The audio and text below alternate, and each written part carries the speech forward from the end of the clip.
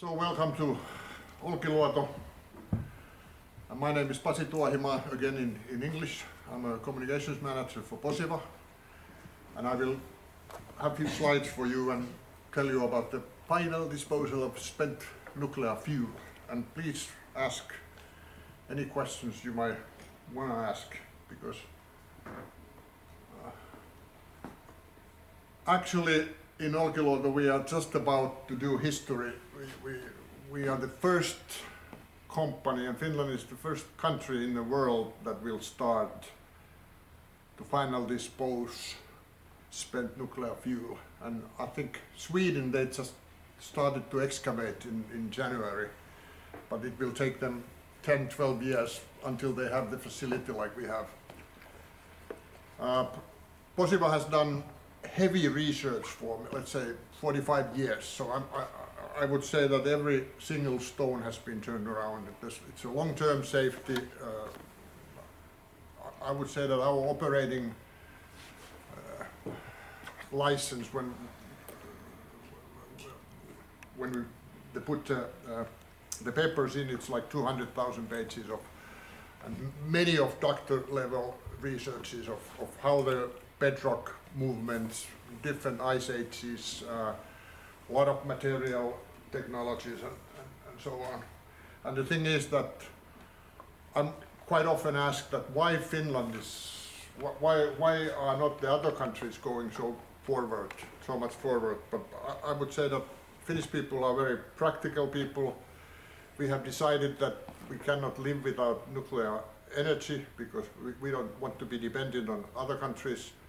And at the same time, Olkiluoto 3 decision was made. At the same time, the government made the decision that we will also build Onkalo here. And the idea is that our generation will do the final disposal with the knowledge that we have now, and we are taking the responsibility of the spent fuel, because that's kind of the missing part of sustainable use of nuclear energy. There's no CO2 emissions or anything, and we are not leaving the solution for the solidarity of the future generations like in many other countries.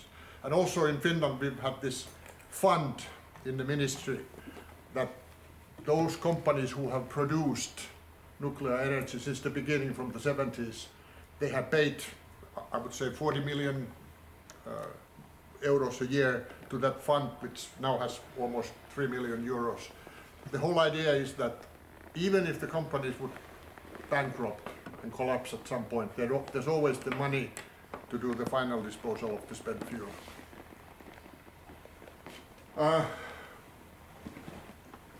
What makes Olkiluoto Island special? You are in Ireland. There was few bridges, but you probably didn't notice. But Olkiluoto is an island. All the nuclear waste management is on one island. Most of the nuclear power plants in the world, they have this operational waste repository. That means that it's not spent fuel, but it's stuff which is contaminated during the process. It might be tools, overalls, contaminated parts. And there are two silos, and they are radioactive maybe a few decades, a little bit. Some places it's just they are in a dump site, but most of the countries they bury it somewhere so it doesn't go around with animals or birds. And there's also decommissioning waste repository, that whenever these power plants will be taken out of the use, the contaminated parts will be buried there. And then we have spent fuel interim storage. You couldn't see it because of the fog, but there's Olkiluoto 1, Olkiluoto 2, and then Olkiluoto 3, and then there's the fuel interim storage. And it's out in the sea. There's cooling waters coming in from here, and there's a canal that the warm water goes out on the other side, and that's why we're out in the sea. And then in this area there's the encapsulation plant. It doesn't show in this picture because it's so old, and then driving down to Onkalo, but I'll show you more. But no moving the spent fuel around, because this is just like within 1 kilometer everything happens. So, and most of the Finnish spent fuel is there because from Fortum's power plants in Loviisa they used to take, they spent Russian fuel to Russia until 95 or something. So there's much less spent fuel there. And the first spent fuel from Loviisa will come here maybe 2035 or something. There's not that much, but all Olkiluoto spent fuel is there. There's in 3 pools, 7 meters wide, 11 meters long, and all the waste that we have produced in more than maybe 45 years. So it's not that much actually. Sorry, has they moved already from Loviisa waste to that? No, not yet. No. Okay, what We haven't even started yet. We are just about. Now we are having the trial run for the whole complex. Okay. But I will tell it a little bit more. This is the picture of encapsulation plant, or this is animated picture, but it shows you drove past it when you came here. And that's very unique building. That there isn't another one like that in the world. And there you can see, back there is the entrance of the tunnel. It goes, there you can see these underground tunnels. If you go there by car, it's a 5-kilometer drive underground. And then the technical facilities are there, and the first 5 final disposal tunnels are there as well. And we now have like 10 kilometers of tunnels underground. And in the end, after 100 years, there will be like 50 kilometers. This is our main message. If you don't remember anything else, if you just remember one sentence, it's that we have a solution. Because that's doubted all over the world. People say in Brussels, they said for quite long that nuclear is quite good because it's so effective with making electricity, but you have this spent fuel. But now the European Commission also has, it's part of the sustainable forms of using electricity at the moment. And actually we did a lot of lobbying with the Swedes as well to get that in the European Commission's decision. And Germany and Austria were against, but now and I think it's a bit of new nuclear renaissance going on in Europe. And in Sweden they are building much more. In France they are building much more. In Belgium they didn't stop the ongoing reactors, and in Netherlands they are planning to build a new one, and in UK they are building new ones. And that we have a significant role in climate protection as part of the life cycle of sustainable nuclear energy. So that's like the other message. And for you to know, I think it's 96% of the Finnish electricity, which is right now totally CO2 free. So if you're turning off the lights and saving electricity, you're not saving the climate, because the electricity it's already clean. So people sometimes don't know that. You should not be burning fossil fuels, but electricity is clean. Posiva is a private company owned by TVO and Fortum, and our mission is safe and cost-efficient final disposal of spent nuclear fuel, only for our owners. But of course in Finland nobody else owns nuclear power except Fortum and TVO. Posiva has about 90 employees. It's not a big company, but then in addition there's like 100 external persons. Like myself, I'm working for Posiva, but I'm like an in-house consult because I do 100% Posiva. Last year's turnover was 78 million euros, and that shows that we are finalizing the construction, because year before it was 117 million euros. And then, because we are like front runner, most developed company in the world, we have subsidiary company, commercial company, Posiva Solutions, that they are selling. They're like selling our know-how and expertise for. I think if there are like 20 nuclear waste organizations in the world, they're usually under ministries, or they're not private ones, but maybe 18 of them are already our clients, and that's a really, really growing business. Because it's difficult and expensive to be a pioneer, then we would like to also get the advantage out of it, of selling what we know. But most of the waste organizations, they are in the phase of site selection or something like that. It will take 20 or 30 years until they are at the stage that we are now. This shows that it's not just snapping your fingers. We have started in the late 70s, and just last October, I think it was, I wrote a story to our webpage, is that it's exactly 40 years when the government decision on total schedule was done. And then they said that the goal was to start the operation in 2025, so we are pretty much on the schedule. But it shows that it's really long term. Construction of Onkalo started at 2006, and then first it was excavated as a research tunnel, and later it could be changed to be a real final disposal facility. And then we left the application for operating license in 2021, and Stuk just said a few months ago that they want more time to handle it, because we know that they are under a pressure, because all these regulators around the world are looking for them, that what will the decision be, and blah blah blah blah. But they said that we will get the license during this year or earlier. And then when we have the operator license, then we'll start, and it will continue. We say 100 years because Olkiluoto 3 has now been working for a year and a half, and it will work at least 60 years. Then the last spent fuel will be cooled down for 40 years, so that makes 100 years.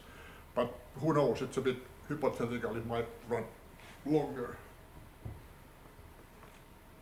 And then we'll close it somewhere 2100, and that's it, it's there for good. I don't know how much you know about the multi-barrier system, but the thing is that this is a fuel pellet, which is about the size of my fingernail. There's not any examples here. And fuel rod is this one, and it's full of these fuel pellets. And fuel rod is really tiny stick. And then fuel assembly, it's full of these sticks, and it's like square about this. You will see there are real fuel assembles there in the exhibition. And there's only 3.5% of uranium in one pellet, so it's mostly ceramic. So the first barrier is the fuel pellet, then the fuel rod, then the fuel assemble, then inner canister, which is iron, and then outer canister, which is copper, and then around it it's bentonite clay, and bentonite clay, it's some volcanic clay that when it gets a little bit humidity or moisture, it swells and tightens it up, but it's also flexible if there would be some rock movements, and it prevents water flow. So that's the most important thing, that there wouldn't be any flowing water in those underground. And then 0.5 kilometer bedrock on top of it. But when the capsule is there in that hole, you can already walk there. There's no radiation on top, so it's already all blocked. But it's similar like in the working plants, that you just have like lit walls and a little bit of concrete or 60 centimeters of water that will block all the radiation. So you can look the spent fuel and like in those pools, and it's there. There's one more, we have more, it's like 2 meters of water, but 60 centimeters would be enough. So the whole idea is that you isolate it and you block it.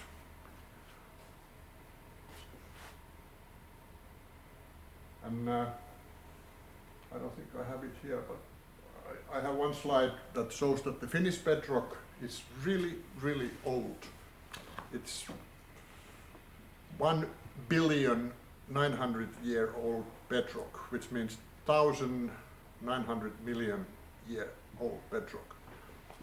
And it's the crystallized, really hard bottom of an. There used to be mountains like Himalayas here a long time ago.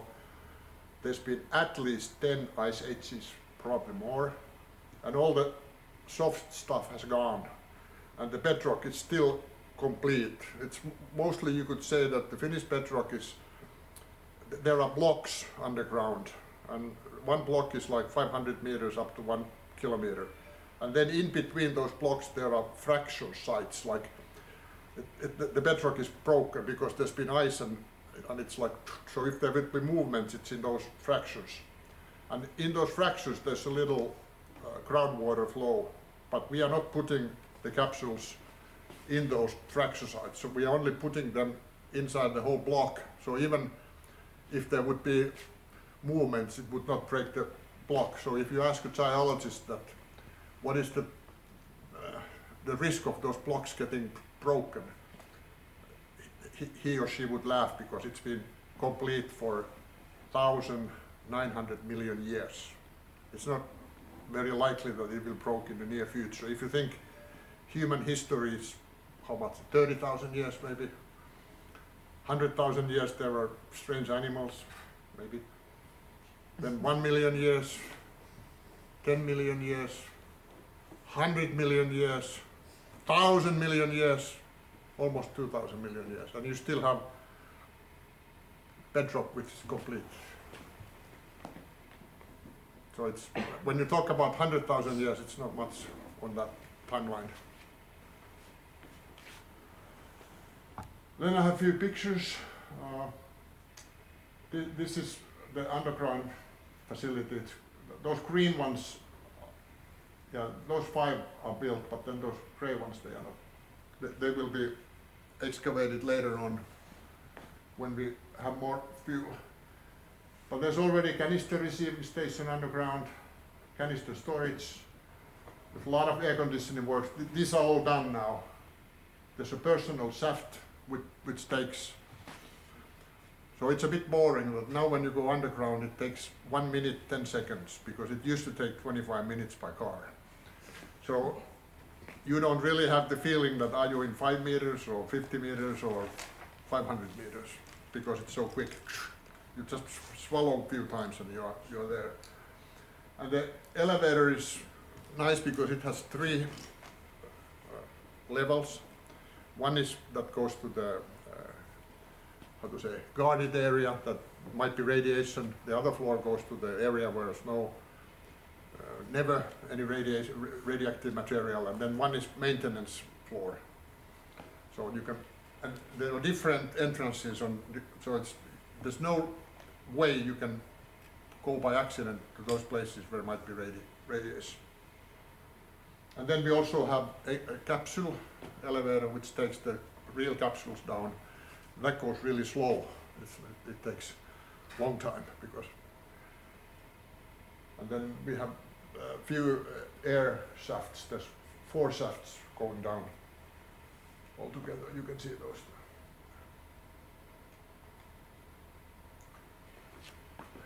On the left there's a 350-meter long first real final disposal tunnel. So it's quite narrow, and there will be holes in every 6 meters.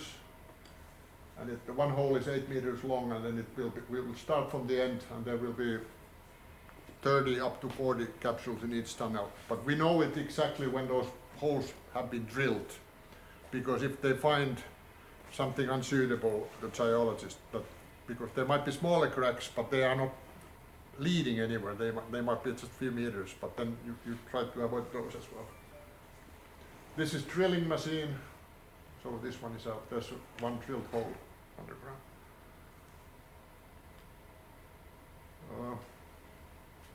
This is picture of a encapsulation plant. It's not that clear. The room number 1 is where the capsules come in. Then they are still in how you say, that vehicle that brings them from the temporary storage. And then it's lowered down and the lid will be shut, and then the machine takes it under the encapsulation chamber where all the magic happens. These are old pictures from there, but the next one will be a new one. So they have walls which are 1 meter 30 centimeters thick, and it's concrete and steel, and that's where everything will happen. The fuel will be taken out of the tank, and then it will be dried, and then it will be put into the inner part, and then the oxygen is taken off and it's replaced with argon gas, and then it's shot. Yes. And it's total automatic. Yeah, of right? course, yeah. All There's done no remote. people inside that. Yeah, you can't be there. Yeah, yeah. You would die. Yes. Because there is a people there. Yeah, but they are building Yeah, it. yeah. Yeah. That's- So it's actually, we had an international media day last week. There was Art, the big German channel, and then SVT. They had it on Tuesday night. They had in the Swedish news. Then there was Swiss television, and then Frankfurter Allgemeine Zeitung, and what else? There was, and then Singapore TV, which was they're still here. And we had the opportunity that we could go in there. There was so that it was really like a nice surprise for them. This is a bit newer. This is the machine that it's moving.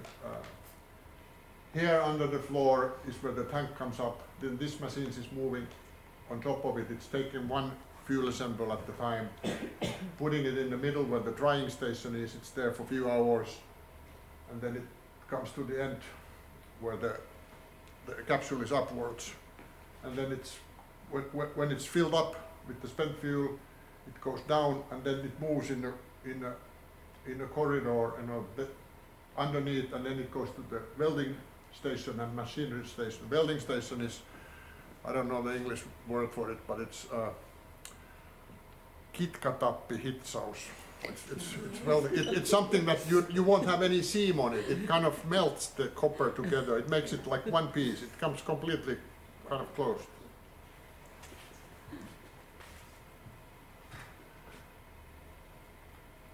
And this is picture from the corridor that the capsule is here and it's moving.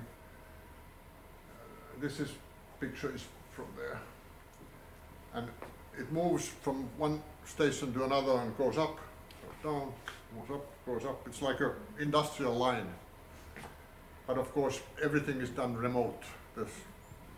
Nobody can be there when it works. And actually, what we're doing in trial run, we have now encapsulated the 5 capsules with not real fuel, but like dummy fuel elements. And 5 of them were taken down, and then we already tested the system that if something happens, one of the capsules was taken back up to the ground level. And it's ending just now. There's just some reports to be done, and then later we move underground with the trial run. And the whole idea is that when you do something for the first time, you need to test that it really works remote, like it should in a real life.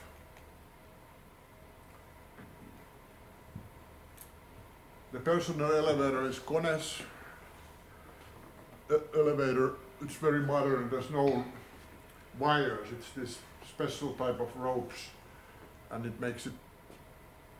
I mean, if the elevator is 450 meters long, and you think that if that would go on upwards, it would be quite a big skyscraper.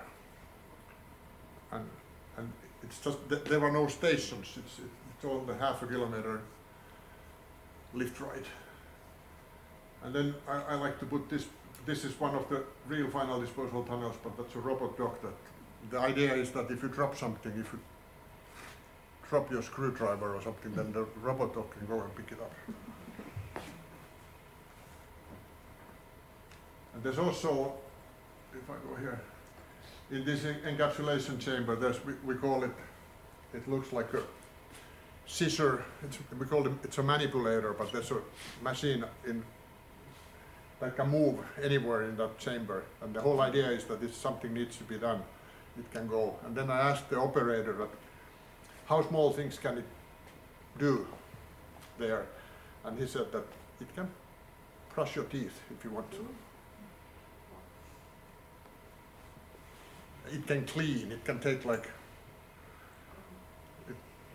so there's a lot of unique technology.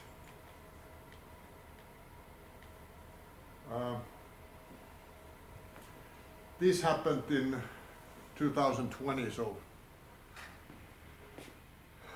more than 4 years ago, when International Atomic Energy Association's Director General, Mr. Rafael Grossi, came here and went to Onkalo, and he said there in the video, and they were really promoting us from Vienna, their communications, and he said that Posiva's Onkalo is a game changer in the nuclear industry. And of course, that's part of the why later European Union changed the policies. So it was accepted that now it's sustainable because they have the solution. And he says it the same here, what I said in the beginning, that enable the sustainable production of nuclear electricity. And then he also said that we are making history. And I think that's a really big motivator for the personnel in Posiva. So everybody is really excited. And I'm excited because I don't know any other company in Finland who gets so much questions and visit requests from medias, any media, BBC's, American stations. Everybody would like to come to do a documentary. But then it's a bit difficult because we are having a trial run, and then they think that it's like bottling Coke. It's so slow that one capsule, it took 14 days to capsule in our trial run. And the last one was it's supposed to be like one capsule in a week. So it's not something that goes really slowly. So you get bored watching it. So. And then that's just the encapsulation. Then when all these 1 tunnel capsules are underground, then there will be a campaign that they will be put to the tunnels, and then the tunnels are backfilled also, and then they are building the concrete lid. It's actually, we have one test tunnel, and there's a shut tunnel behind, like you can see. But I mean, this was shortly. I could lecture you all day, but this is... Thank you. Now, any questions? You called it sustainable, the nuclear energy, and this is fission, right? Yeah. But if you use uranium and that isn't sustainable, doesn't it mean that you can do it over and over again, and it doesn't have any effects on the environment? It doesn't have any effects on the environment except the spent fuel, which is not much. We have no CO2. We are not burning anything. It's just pure energy. It's just you just split the atom and you take the energy. But you have the waste. But it's said that of course, when we're doing the final disposal, you put in one hole there and one there, and we're not taking the fuel out of the fuel assembles. We are just putting it like that, so it looks like a huge place. But if you think, how to say that, in Olkiluoto Island we are making like 1/3 of Finnish consumption of electricity all the time, and it's so small area. It's very sustainable, and then all the spent fuel in Finland, if you would put it all together, like taking it out, it would fit into 60 square meter apartment. And it's said that all the spent fuel in the world, if it would be taken out of just the poor fuel, it would fit into one ship, which is not even a very big ship. So like Petteri Taalas, the UN's or UNESCO's whatever climate secretary, he said that compared to the problems of the whole globe with burning fossil fuels, the problem of spent nuclear fuel, it's just minor problem. Because the world is, you get the question soon, the world is full of waste. You talk about Hamburg Harbor or Rotterdam Harbor or London Docklands, there's a lot of chemical waste. And then we are asked that how can you be sure that your waste is safe after the next ice age? But nuclear industry is the only industry in the world that knows where its waste is safe after next ice age. When there's 2 kilometers of ice on top of Northern Europe, there's no London left, there's no Stockholm left, there's no Paris left, it's all demolished. But where is all the other heavy metals and waste? I mean, the globe has a lot of more problems, but we know that our waste is safe here in the bedrock. There is another question. Yeah. Yeah. So what about the cooling water used in the reactor? So it's just put into the ocean. Is that like safe, and does it have any impact on the environment? Yeah, it goes 9 to 10 degrees warmer when it gets, but that's all. Yeah. There's no radiation in that. It's just seawater. But does the like warmer water have effects on the ecosystems of the? Yeah, in a small area. Yeah. And that's the only environmental impact that we have. Okay. And could it somehow be used to like warm up apartments or stuff like that, for example? Yeah, it could, but it's really complicated. It's been researched quite a lot. But if the seawater is 5 degrees in the winter and then it's 15 when it gets out, it doesn't heat your apartment. So it's a bit problematic, and then you would need to take the water out of the process, and then that's off the, how to say, production. So basically it's easier to build wires and heat the houses with electricity. And that's the reason why we're out in the sea, because the environmental impact is less smaller. If it would be by the lake or like in a archipelago, then it would heat much more and affect area. But now it kind of, the sea is at the widest at this point. It's like maybe 300 kilometers to Sweden. So it's quite small. It goes into the Baltic Sea. But yeah, in the end of the canal, there's a lot of seabirds, there's a lot of fish, there's this kind of seaweeds, different kind of, it warms up a little bit, but otherwise it's completely clean. You had the other question. Yeah, you said that the nuclear waste could be fitted in one ship. Yeah. The like whole world. Is it like in one year or like? No, everything that has been produced Yeah. During- Okay. Let's. during the last 50, 60 years. Hypothetical. If like the whole world would now be run by nuclear energy, how much waste would it produce in one? Difficult question. Like, is it approximation? Would it like fit in like how? Is there like a ballpark on how much? Can we like run out of space to store it? No. Or like, is there? If there would be, if France, which has been, they have 64 reactors. No, they have 60 places where they have 60 sites and more than 100 reactors, for example. And they, for 50 years, they've done maybe 80%. Now it's 70% of France's electricity is done by nuclear. And they are just building one site for the spent How fuel. big is it? It's bigger than ours, and it's not in a bedrock, it's in a layer of clay. So it's, as well, it's good, because natural clay is a really good place for that as well. But it's underground, and there's a lot of room underground. You can just build it. Are there any alternatives if like, say, if you don't store it underground? Has there been any No. like alternative ideas? They all the spent fuel is in temporary storages on the ground level. So like people in Eurajoki, they are much happier that it's away from the temporary storage and it's being put underground, because it's much safer there. And there are like dry storages around the world. All the spent fuel in the United States is temporary storages. So that's not a good idea. It's much better to final dispose it. Why do we use water in the temporary storages? There can be dry storages as well. Yeah, But water is really good. It's blocking the radiation. It's keeping it safe. And it's cooling it as well. Yeah.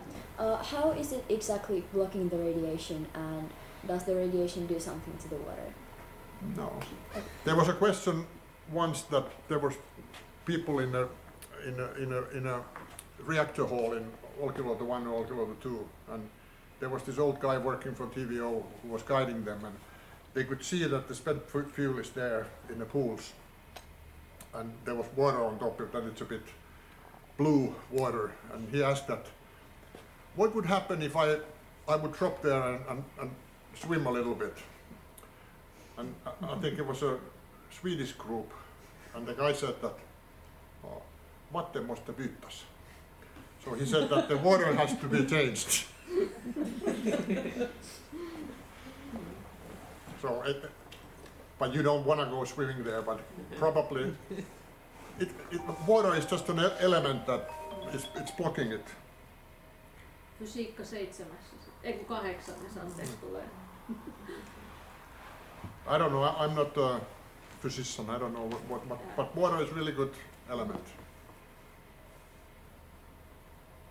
And in dry storages they are blocked, maybe concrete or something like that, because even in, like I don't like to talk about weapons, but even in like Hiroshima, people who were, when the accident happened, they were like behind the chimney or something like that. So there was like tiles 1 meter or 2 meters. They didn't get any, it's like a shield, the radiation went off. But then they got the later contamination, the dust that came down, and they, but you can just protect it, and it doesn't bounce. It's just, sometimes when you have storages, you have these zigzag things that you go like that, because if they're radioactive things, it doesn't bounce from anywhere. So if you're just behind the wall, you're safe. Again, a hypothetical. In Yeah. the like far future, do you think that wind energy, water energy, and all of these other renewable energy sources that have zero waste and like don't have this problem of like the waste management, can like they take over, or is this nuclear energy just that like good? Hopefully, hopefully they take, but like our message is that you need to have the base load, which is not dependent on weather or sunshine or whatever, wind. But you have, let's say some countries have it 50%, Finland now has like 45%, and it's coming like 24/7. And I think the capacity in Finland for nuclear is now maybe 4,500 megawatts, but we already have 9 megawatts of wind energy, for example. And then when it's windy, the price of electricity is nothing. And then it drops 9,000 megawatts. And then when it's, you know, like really cold winter day, when the smoke goes directly up, there's no wind and it's really cold, and the need for electricity is huge. There's 9,000 megawatts of wind energy and we don't get any. So my question is that we need both. You need to, it's good if you have renewables, and it's good to have hydro, because hydro is like a storage. It's like a huge battery, because you can put water behind a dam, and then when there's no wind, you can just open and let the water flow and get the electricity.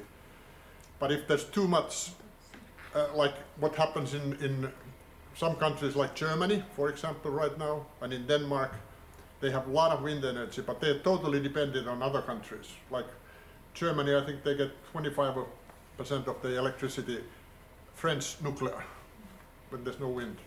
So it's kind of like escaping the responsibility. And Danes are exactly like that. They are dependent on other countries. Maybe Sherry has. Yeah, oh, Jerry. I wanted to ask that during the presentation you said that you guys replace in the containers, you guys replace the air with iron gas. Can I ask why do they do that? Because oxygen, it has to do with corrosion. The less oxygen is in the capsule inside, the risk of corrosion is much less. Same is with the water, that some of the Swedish doubts that there will be corrosion. It needs to be the tests done in exactly the same conditions as it would be underground. If you have different type of water, different salty water, then the results are different. So it's one of the main things in the long-term safety is that to avoid corrosion. More questions? Somebody had? Maybe we had those questions prepared. Yeah, go ahead. Yeah. Yeah. How do Continue. you see the future of nuclear energy? Do you see like fusion coming in the picture, or like thorium reactors, or do you think that it's going to be too expensive, for example? Fusion has been coming next year for the last 60 years. And then I had news a few years ago that they could capture first reaction, but that was just, but to have it like working industrially. I heard somebody said that fusion energy is the safest form of nuclear energy because it never happens. What was the other question? I said the future of nuclear, it's now the trend is that everybody's, because nuclear has been criticized because it's so expensive to build, and every country has different legislation, and every single plant is unique. There's not like you're not making them in factories. But now with the small modular reactors, the whole idea is that you would have smaller one which is done basically in, you know, like Lego parts that you just put it up, and you could make it industrial. So it's just boiling water and making steam and electricity. So I think that will be the future somewhere there, because then smaller cities, hospitals, one skyscraper, then maybe they could just have one small modular reactor in the basement or something like that. Or like in Lappeenranta University, they are developing nuclear distance heating. They're not making electricity at all. You could have a passive tank, and the temperature needs to be much lower. There's much less pressure, and you could just, you know, heat the water for, I don't know, what's enough for heating the house. It's much less. And I think they even started in one part of the city of Lappeenranta that they are trying the, I don't know, maybe 200, okay, 200 that's houses my or something. Yeah, it's already in use. I don't know. So they're testing it. Okay, Or like in Espoo, there was this Fyr reactor that was just now brought to US back because it's no longer used. But nobody was worried about that, even though it was in the middle of the city for a long time. I've also heard about the idea of recycling nuclear waste, with the idea that there would be less of the dangerous waste and reusing some of the more radioactive parts of the waste. Mm-hmm. So what do you think about that? And That's a really good question, because bigger countries like the French, they're always talking about recycling it, and also in the United States and in UK. But the thing is that smaller countries which you cannot export or import spent nuclear fuel, it would be not economically possible. You would need to build factories for that. And still, in the end, there's waste that needs to be finally disposed. But what those countries that, like France and United States and UK, they're recycling it because they're making plutonium out of it. And then they're making nuclear weapons, but we are not. But of course, there's a lot of energy left, so you can recycle it. And if you have enough material, then it's reasonable and it's good, you can recycle it. But it's not an option for Finland, Sweden, Netherlands, Belgium. Okay. Yeah. And how are the like final repositories marked for the future generations? Because if, like, let's say hundreds of years from now they go around and dig something and stumble across a like final repository, how is that like marked? How We are will not. they know We will not mark it at all. How do we know what kind of language? Well, are you talking about a couple of 100 years? Then of course people know that we have this place here. But let's say like after next ice age, like after let's say 10,000 years or 20,000 years, how do we know what kind of language they speak?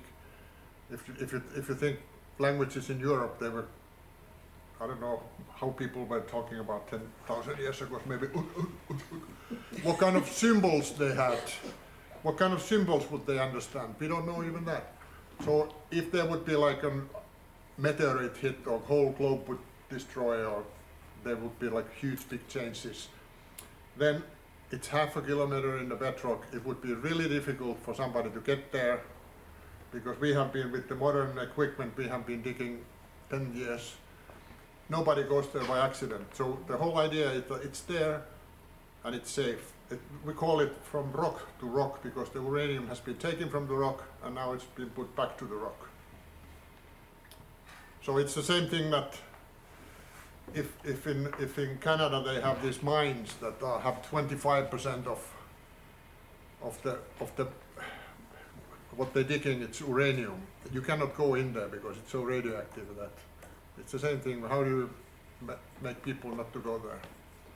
And then in Africa there are like natural reactors. That there are caves that there's so much uranium that the reaction is ongoing all the time. There are places in Iran that people, there's really, really high radioactive levels just by nature. And in Finland there are a lot of natural radiation as well. Like, what is the amount? 5,000 microsieverts what people get normally from the sun and everything. But in Tampere they get 30,000 if you live in Pispala, or 35,000 microsieverts. So it's like almost 10 times more. And as far as I know, the people from Tampere, they're quite normal. Except that they talk funny. Yes? I'm not sure if I like completely understood it like correctly, but you said that like after 800 years the capsules would be like very low already? Maybe, let's say 800 years, or Oh, okay. close to so 1,000 years. It's not like forever, like. No, it's uranium is, if you have had physics or chemistry in school, you know that uranium is splitting. It's every year it's less radiation. Then I'm wondering, like, would it then be like a possibility that they would like switch out the containers if it's no longer like radioactive? Then you wouldn't need to like find a new place or like build new or like those places to store them. Yeah, but when it's no radioactive, it can just stay there. It's isolated. There's no need to take it out or anything. But if somebody in the future gets an innovation of something, it can be taken out, as long as we live here. So that's why, for example, one capsule in the trial run was taken back up because it's part of the concept. How much does the nuclear waste radiate compared to stuff like, for example, going on a plane and the like amount of radiation that you get on a plane, or for example the astronauts on ISS, how much like is the radiation compared to that, and like at what points? The waste is much more. It's deadly dangerous if you stay with it for minutes. But it's also said that like in aeroplanes that pilots and lentoimä, what's it in English? Stewardess. Yeah, they get a lot of radiation because the higher you go and closer to the space, they get really big amounts. Sometimes they are told that you cannot fly anymore because your dose amount is too big. They get like much more than, let's say, X-ray nurse. Yeah. But like at what point, like in how many years, how many hundreds of years will like the radiation from the waste be about the same as like going on a plane, for example? Too difficult question. Long time, really long time. Maybe I would say thousands of years anyway. More questions? Yeah. So I was thinking like, what if something goes wrong when you try to put the capsules underground? Like, there's no people going down there, right? Yeah. We have had the worst scenario. That one of the messages is that in any case we could not make any harm outside of the encapsulation plant on it, or even if on the way from the temporary storage to the encapsulation plant, even if everything would break down and it would come out from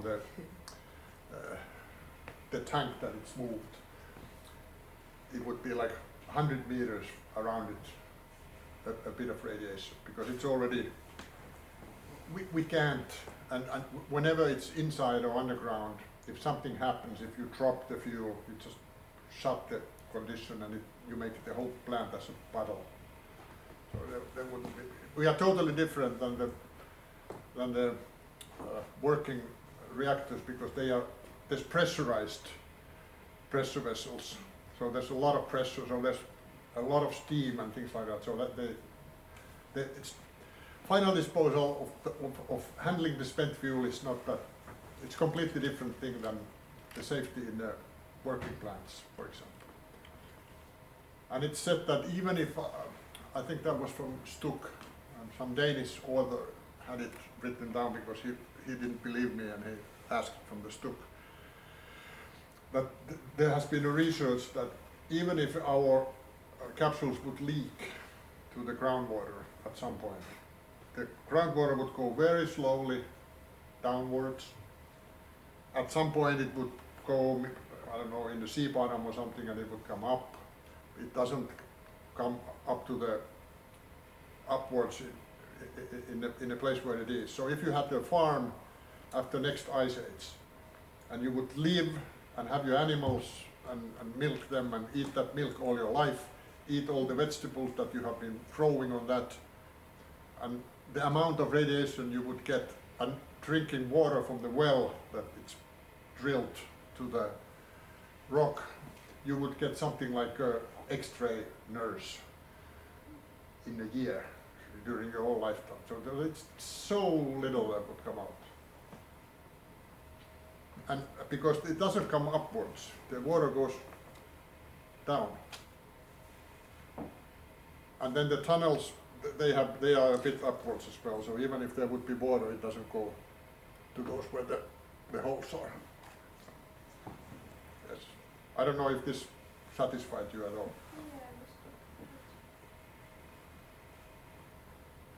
I wanted to ask, if it does have break down, or if it does during transport or whatever, how would you react to that? What would be the next steps? There would be a special machine, a truck that would pick it up and bring it. They are we are not reliant on one vehicle. It's same if it happens inside the encapsulation plant. There are robot things that you can do. And then of course people who work in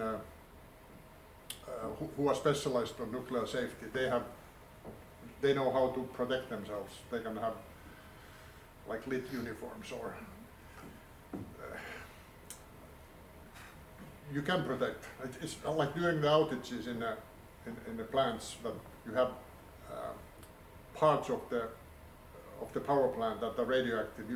They are using lead mattresses and they are covering them. So you can prevent radiation quite easily if you're professional. And then if you get contaminated with the things, you have overalls and gloves and you just, you don't eat anything or you don't put your fingers in your nose or you can wash it away if you've been contaminated. And from the direct radiation you can just be behind the wall or a shield. And then you can also work quickly if it needs to be done, then it's a matter of time as well. What is the most likely part on going wrong in the nuclear? The whole process, what is the most likely thing that will go wrong? That somebody drops the capsule or something like that. But those are also the most, most protected because, like I said, that there's been more than 40 years of heavy research. So every risk moment there's hundreds of variations how to handle it. Is it like, how unlikely is it that there are let's say the capsules are made wrong or there are some No, because they are examined and accepted before it's in use. And there's also a regulator watching it. If anything in the world is safe, it's nuclear. Okay. You would rather die of eating something bad from the store. That just somebody has poison it or something like Yeah. that. But here I think nuclear is the most regulated thing in the world. It's sometimes the farmers and the medicine say that it's regulated, but nuclear is. You would say that if something costs in the nuclear business 100 euros, after it has been, how to say, kelpoistettu, or proven that it's good for nuclear, there's always 500 euros of paper, to put on it. Then I would have a follow-up then. If it's so safe, why are so many people like freaking out? Like, oh my God, this is so bad. If it's proven, because Yeah. people do believe in I the know, because government. it's Like they eat the things they make and everything. what can so I say? Why? The less you know, the more you fear. So you think that this should be like teached more, and Yeah. it should be. And it's actually one of the main messages why countries where they have site selection going on, that what we found out, that we had in the beginning, in the 80s, there was like 105 sites, like Romuvaara, Kajaani, or Kainuu. People didn't know anything about nuclear, so they were scared, because it's so mystical, because you can't see it. But then places like Loviisa and Eurajoki, if people have strong industrial identity, are better if they have strong nuclear identity. They know the safety culture. They know that when I'm talking, I'm not painting black to white. They have family members and friends who work in the power plants. Loviisa and Eurajoki, they were competing which municipality would get our site. And same happened actually in Sweden with Oskarshamn and Forsmark, or Östhammar, where Forsmark is. And it's just that if you know what nuclear is, what radiation is, then you know what to do with it. But if you don't know anything, if you'll be scared since you were a child, then you fear. Because people fear something they don't know. If you see an alien person from the space, you would be afraid in the beginning, but when you get to know it, that's a good guy, it's okay. Watch the movie E.T. Any more questions? So there's clearly been like a lot of research in making sure that all goes well in the final depositing, like everything relating to that. So what kind of different kinds of like expertise is needed for the whole process and building the final depositing system? A lot of different. Yeah. A lot of different. There are chemists, there are geologists, there are nuclear specialized people with radiation. I think a lot of things, and then also the project management. It's not that easy. There's a lot of cooperation with doing things, having like the welding machines and things like that done with cooperation with the people, companies from all over the world, and who has copyrights. I don't even know all those deals. They might be like 50-50, or they might be 80-20 or whatever. But a lot of people or companies go for the cooperation because they see that there are possibilities in future that someone else would order the similar things. So. Posiva's, those 90 people who work for Posiva, 95% of them, they have higher university education. So we are really high educated company. Do you think there's any other way to like lessen the amount of waste or like getting rid of it except for just like putting it underground as well? There have been a lot of different theories that at some point people were thinking that shoot it to the space, or let's dump it in the bottom of the ocean. Probably at the early stages someone might have done it, I don't know. In Russia they were dumping it in the bottom of the lake. Yes, most likely. Yeah. But now I think this deep geological final disposal is what every country is thinking about. Because it's just, there's so much space underground, and it's there. From rock to rock, like I heard, I'll ask you quickly. There was this Aboriginal people in Australia where they are digging a lot of uranium. They have uranium mines. And I saw a video where they have old mines, uranium mines, and in Australia, in northern Australia, they have not kind of fixed the mine after it's been shut. And this guy is selling that you should respect the mine of the, you know, the land. That if you take something from the land, you should put it back to it. Like, you know, they old, and then, hey, possible, we're doing exactly that. Yes. So, like building a nuclear power plant, for example, is pretty expensive, and all of that it just costs a lot of money. So, how much time on average does it take to like get the money back from it? Good question. TVO, I think has the most debt in all Finland of any company. I think it's 5.5 billion euros.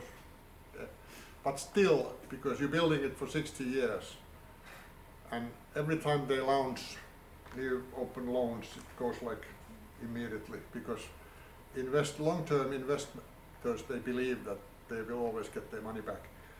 And then people don't really understand that I have German journalists here, Handelsblatt and everything, and they were telling me that nuclear is not, it's not a good business because annually the price of electricity was this and this and that and that. And then I said that, hey, you come from Germany, you have the fixed price for everybody, it's not the market price. And then we have, in the Nordic, we have the working electricity market. Whenever there's wind, the price is zero and the windmills get no money unless they've sold it with a special price or something like that. But when there's no wind, nuclear is very good business. And then I asked that, have you ever heard the cannibalization of the electricity prices? Because that's what happens in the free market. And when there's a lot of electricity, when there's a lot of wind, price is low. And when there's no wind, the steady energy gets the profit. But for you to, how to say, Olkiluoto 3, that will take a long time when it's getting money for the owners. But I think Olkiluoto 1 and 2 are very profitable because they're so old, they already paid off. There's like, even in Stuk, I remember Petteri Tiippana saying that it's the national interest that if you have something that's already been paid off, you should run them as long as they are safe and working. Olkiluoto 1 and 2 originally they should be shut down already. Yeah, right? they were But planned to be for, was it 30 years or something like that? Now they have been working for 45 years. Yeah. And we got the permission to run them until 2037, so they will be running double the time, at least 60 years. Yeah. And if there's nothing wrong in the pressure vessel, they can run more. Yeah. But nobody really knows because it depends how you run them, and basically everything else can be replaced except the pressure vessel. So then it would be cheaper to build a new power plant. So for how long does a nuclear power plant work safely? And are there some better like designs for reactors that we can maybe build in the future that can last for a longer time? Good question, but I think every model is a bit different, and it's already that matters how you maintain it. So, like Olkiluoto 1 and 2, they are like new ones because everything else has been already changed except the reactor pressure vessel. And then it's also that how you run them. If you run them like steadily, they live longer. But if there are a lot of problems up and down, then it might. The history of the power plants around the world is very different. Yes. I might have missed it, but like, why does it have like a 60-year, 100-year time limit? Why can't they just run it forever, the reactors? No, that's how they are planned. So, and that's why, of course, you need to apply a new permission to use it. I think it's every 15 years or every 20 years. Yeah, but so it's been checked that what is the stage of it. It's just a plan. The one who has built the power plant. They say like we guarantee that we are building it for at least 60 years. But it's like the car. Can they, yeah. Okay, so they could run like for a long time if like nothing. Yeah, they checked every certain times that what is the shape. If something goes wrong, then it can be shut earlier. What could go wrong that it would? What if it's supposed to be so safe and perfect? Shouldn't it be like? Shouldn't the maintenance be like? Let's say so good? you have these fuel assembles, for example, and if it's running, if it's like too hot or something, or if you have hit it when you have been, so there might be broken fuel, for example, or there might be somebody has left a tool in the annual maintenance or something like that, like parts into the process that don't belong there. So it's very strict that you cannot drop your these or whatever when it goes in a pressurized process, and it can break things inside. Shouldn't those be regulated? Like Of course it's regulated. And like Olkiluoto 1 and 2, sometimes when they have like, they find out that there's a broken fuel element inside, then they shut down the whole thing and they take it out of there and send it to Sweden to be fixed. Okay, so there is like. Every year there are broken elements, yeah. Yes, so there are like marginal errors that occur. Yeah, of and course. could happen. It's like any power plant. Of course. Okay, so it's like not possible to like automate it, the whole thing. So there are like. I think it's very. zero I think it's very automated, but there's people in the control room checking. There are like different lines. It's 24/7. There are I think 7 people in there operating it, and they're like first line, second line, third line. That's always checked. So And then they only when they have shifts they set the first line, and then this guy. It's another world, but it's of course the safety is the most important thing. Okay, so in hindsight, if everything would go perfectly and nothing would go, like there wouldn't. Well, there would, of course, something will go wrong at but some point. if not, if like the error would be 0, could it like run for a long time, longer than 6? Okay. Yeah. It's if you buy a car, you think that okay, I will change it in 3 years or 5 years, but some people have cars that are 50 years old. It depends how you treat it and how you drive it. But I don't know, maybe in old times they made long-lasting cars like any other machines. Now I think they are not that, but I don't think it goes with nuclear. Okay? I guess we have checked all these questions. Yeah.